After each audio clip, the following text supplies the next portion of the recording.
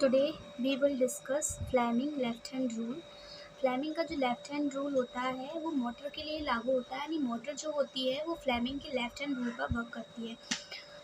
We जब हम अपने लेफ्ट हैंड को, ये है लेफ्ट हैंड, ये लेफ्ट हैंड है, लेफ्ट हैंड को जब हम इस प्रकार घुमाते हैं या इस प्रकार मोड़ते हैं कि अपना जो थंब यानी थंब, मिडिल फिंगर और ये तीनों एक दूसरे के 90 के एंगल पर होते हैं, ऐसे 90 के एंगल पर होते हैं, तब ये लॉ वर्क करता है।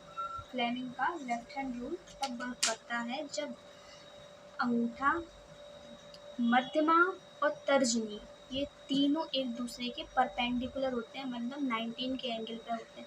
ये दोनों 19 के एंगल पर हैं और ये दोनों 19 के एंगल पर हैं, तब ये रूल फॉलो किया जाता है। मोटर के लिए ये रूल फॉलो होता है।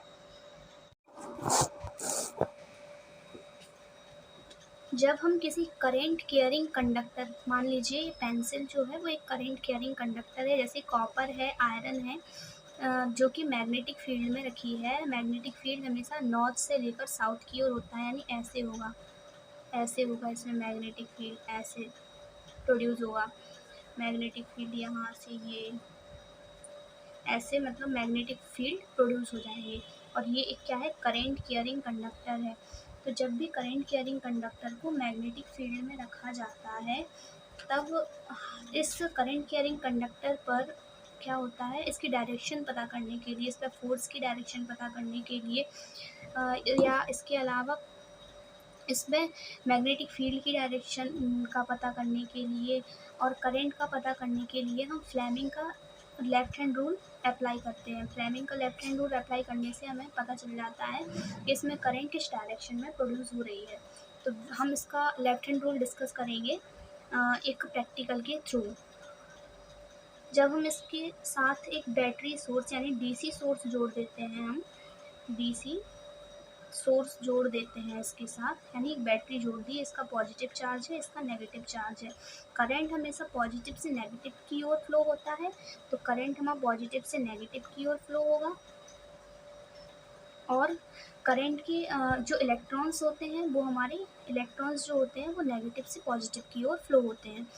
तो वी डिस्कस, जैसे इसे मैग्नेटिक फील्ड में रखा जाएगा तो लेफ्ट हैंड रूल फॉलो होगा। अब लेफ्ट हैंड रूल फॉलो होगा तब जैसे इसमें करंट, इसमें ये स्प्लिट रिंग्स होती हैं जो चांद के आकार की हैं, ये स्प्लिट रिंग्स होती हैं, इसे स्प्लिट रिंग्स कहा जाता है। ये ब्रशेस होते हैं, ये कार्बन के बने होते हैं, ये दोनों ब्रश जो होते हैं वो कार्बन के बने होते हैं। इसको हम Q1 Q2 से शो कर रहे हैं।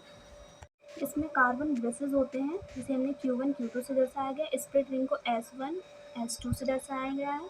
अब हम जैसे ही इसमें करंट फ्लो कर रहे हैं तो ये A, ये B, ये C, ये D, ये चार मतलब हमने पार्ट्स बांट दिए। अब इस स्थिति में हम देखेंगे फ्लेमिंग का रूल लगा के कि फ्लेमिंग का रूल कैसे अप्लाई होता है।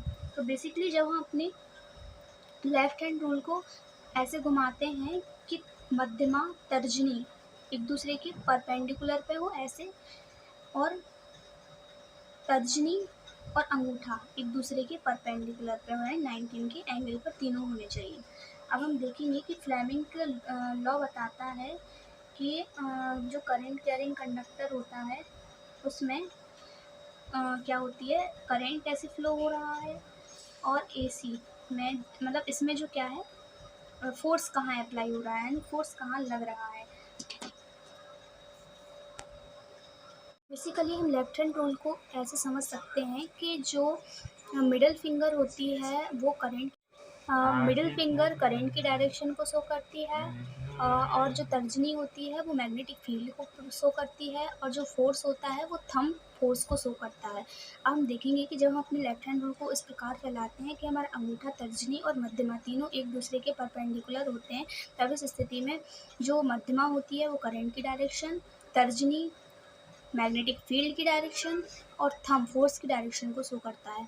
अब हम इस पर अप्लाई करेंगे। जैसे ही हम क्या करते हैं, कोई भी करंट कैरिंग, मान लीजिए एक पेन है जो करंट कैरिंग है, या एक बुक है जो करंट कैरिंग कंडक्टर है और मैग्नेटिक फील्ड में रखी हुई है, तब हम देखेंगे कि इसमें ये ए है, ये बी है, ये सी है, ये डी है। हम इसको करंट कैरिंग कंडक्टर में रखने पर इस पर डायरेक्शन निकालेंगे, फोर्स की डायरेक्शन। तो करंट की डायरेक्शन तो ये है, तो हम अपना रूल लगाएंगे जब, तो हम करंट को कैसे करेंगे, ऐसे करेंगे। अब मैग्नेटिक फील्ड है तो मैग्नेटिक फील्ड ऐसा है, तो हम इसको ऐसे करेंगे। तब हम देखेंगे कि जो फोर्स की डायरेक्शन है वो अंदर की तरफ है, यानी फोर्स कहाँ है, अंदर लग रहा, फोर्स अंदर लग रहा है इसमें, ऐसे करेंगे तो। क्योंकि ये मैग्नेटिक फील्ड है, ये करंट जो है वो ऊपर जा रहा, तो फोर्स नीचे होगा।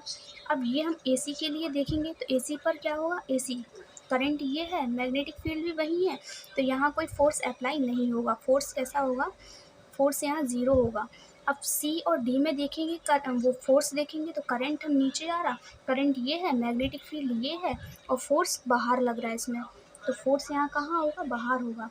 अब हम ऐसे समझ सकते हैं लेफ्ट हैंड रूल, इससे हमने मोटर का एक पार्ट देख लिया है, मतलब जो प्रिंसिपल है मोटर का उसका एक पार्ट देख लिया है इसके थ्रू, लेफ्ट हैंड रूल भी हमने समझ लिया है। Thank you so much for watching this video.